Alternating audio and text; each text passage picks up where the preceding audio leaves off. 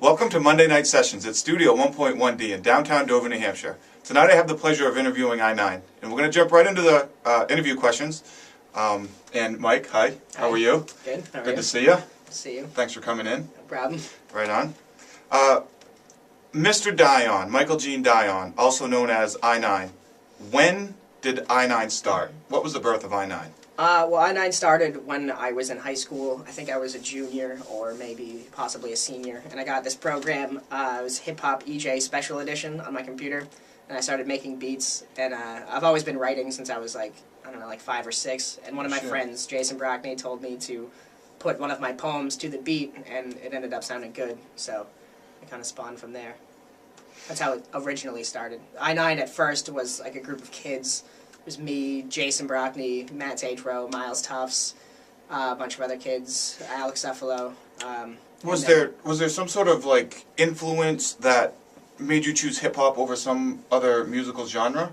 Well, I always used to listen to like punk and ska and rock and roll, but I actually started getting into Idea and Slug from Atmosphere, and then Sage Francis and Soul, and it just kept spreading, and I loved what they were doing with it, and I figured that if they could do it, I could try. So back in the day, I remember, I think it was a show at the Stone Church. I met your mom, and she had mentioned something along the lines of, I always thought that he would be a rapper, or I always thought he'd be good at hip hop. What was that all about? Yeah, funny story. When I was 3 or 4, I had a cassette tape of Criss Cross. You can check the dates on Wikipedia. I could have been like 5 or 6, I don't know. But I remember just being really young and having the cassette tape, and I knew the words from start to finish. And I used to just sit in the backseat of my car, or my mom's car, with this little boombox while she was listening to the radio, with the tape in it, just rapping the thing. Wiggity, whack. Yeah, I'm the miggity mac. Yeah, no, I even had that part as a child. So right on. That cool. helped. What was the first album you put out? Well, the first album I put out was an album that we did in high school, and I had a bunch of songs on it. That one of them you can find on YouTube, there's a video. And then after that, the first real release, eyenine as just me, as a solo project had, was with the If in Life, which is also we're also on Fly Rock Records. It was the If in Life and eyenine split secession, and I had the songs No Network and Deteriorating, which later went on to be on Insomnia Sessions. And basically I got my start doing shows with them, either going up on stage with them or like doing sets between their sets, and just grew off of their fan base back when we were doing shows all over New England. Did you know the members of the If in Life in high school, or is this in college? Because I believe you both went to Plymouth State, right? No, I went to, Tate and I, Matt Tatro, the lead singer, went to Kingswood with me, and I knew him in like middle school and high school. He was actually in the original group of eyenine. I didn't meet Omar and Josh and Hobbs until after. I think I met Hobbs and Josh at Warped Tour one year, maybe, at high school, but they didn't, we weren't friends or anything until we were all out of high school. Cool.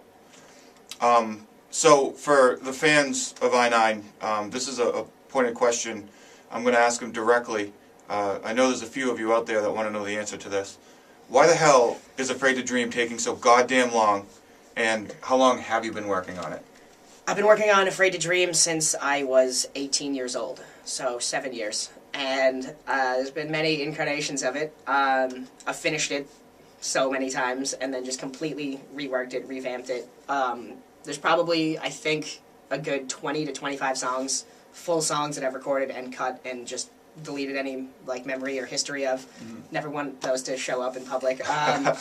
So, and I've been working on it for entirely too long, and that's been the question I get from everyone almost every day. I had it finished when I met Matt Gilbert, the engineer for Studio 1.1D, before this whole Fly Rock thing started, and he remastered everything that I recorded in my bedroom. And that was supposed to be the finished one. And then when Fly Rock started, we made the huge decision to completely re-record it from scratch. And that's what we've been doing, and we just finished it. Actually, we might be finishing it today, because there's a couple mixing issues, but as far as my recording goes, it's done. And where does it go from here? Well, we just need to get the artwork done, and we're going to hopefully release it in April. You can quote me on that when it doesn't come out. I think we've had 17 release dates for that, and it just doesn't come out, but it's done. It is done. We are finishing up just we're all in the post part, like mixing and mastering. So. Who do you have lined up for the artwork? For the artwork, I have one of my friends, Bob Terrell. He's going to be doing paintings, and I'm also going to have Jesse, who did the painting of the Insomnia Sessions, do. I'm going to have them either work together or have one do the inside, one do the outside. Mm-hmm. It's basically going to be like abstract watercolors to represent like nightmares and dreams, like one side nightmare, one side dream. Which is the concept of the album. Right. The concept of the album is just a series of dreams and nightmares throughout the years of my life, and you'll hear them in the interludes between the songs. Does the title Insomnia Sessions have anything to do with those dreams and nightmares? Yes. For Afraid to Dream? As far as continuity goes, in chronological order, it should go Afraid to Dream, then Insomnia Sessions, and then So Ends This Incessant Nightmare, which now is officially announced. It's going to be the Sleep trilogy, I guess, but we released Insomnia Sessions first, which kind of confused people, I think, or will confuse people, especially because there's a lot of references in Insomnia Sessions that relate to Afraid to Dream. Like there's a line in Out of Context where it's, my name is Mike, but to a few I'm known as a shithead, but I think it's funny that I don't ever get pissed when they call me that, Insomniac, that's what I am. That's actually from the line of, from the song Caught, which is on Afraid to Dream that I wrote when I was 20.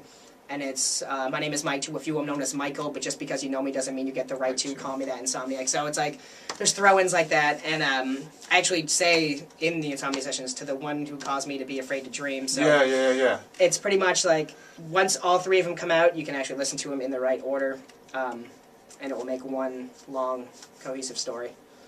That's really cool that you stick to that sort of, you know, that sort of concept, or like a concept album, but it's not only just an album, it's like a concept trilogy. Right. That's cool. It is. Thank you.